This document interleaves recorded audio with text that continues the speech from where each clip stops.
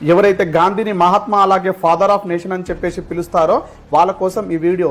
మహాత్మా గాంధీ గురించి ఒక డాష్ వదిలిపెడుతున్నాను.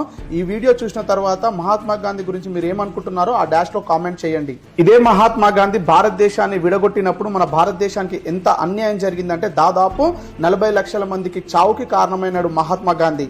40 లక్షల మంది హిందువులు చనిపోయినాక కూడా మహాత్మా గాంధీ పాకిస్తాన్కి 55 కోట్లు రుణంగా ఇవ్వాలని ఆమరణ నిరాహార దీక్ష చేసి పంతం నెగ్గించుకొని పాకిస్తాన్కి 55 కోట్లు ఇప్పించిండు.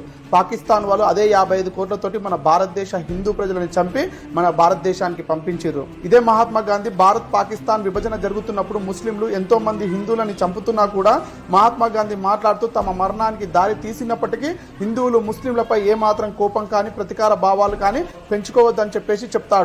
ఇదే మహాత్మా గాంధీ విభజన సమయంలో ఎంతో మంది ముస్లింలు హిందువులని చంపుతుంటే హిందువులు మసీదులలోకి వెళ్లి తలదాల్చుకుంటే ఇదే మహాత్మా గాంధీ హిందువులందరినీ మసీదులో నుంచి బయటికి తీసుకొచ్చి ముస్లింల చేత చంపించాడు. అలాగే ఎంతో మంది మహిళలను కూడా అత్యాచారం చేశారు. ఇదే మహాత్మా గాంధీ బ్రహ్మచార్యాన్ని చెప్పుకుంటూ ఎంతో మంది మహిళలతో సన్నిహితంగా ఉన్న ఫోటోస్ వీడియోస్ మనం ఇంటర్నెట్ లో చూస్తుంటాము. ఇదే మహాత్మా గాంధీ పొద్దుగాల లేచి భారతదేశానికి హితోపదేశం చేస్తుంటాడు. ఇవే కాదు, మహాత్మా గాంధీ గురించి చెప్పాలంటే ఇంకా ఎన్నెన్నో విషయాలు ఉన్నాయి. అవన్నీ నెక్స్ట్ వీడియోలో మీ ముందు ఉంచుతాను. ఈ వీడియో చూసిన తర్వాత మీ అభిప్రాయం ఏంటో కామెంట్ లో టైప్ చేసి చెప్పండి, షేర్ చేయండి. జై శ్రీరామ్, జై హింద్, జై భారత్. Download ShareChat.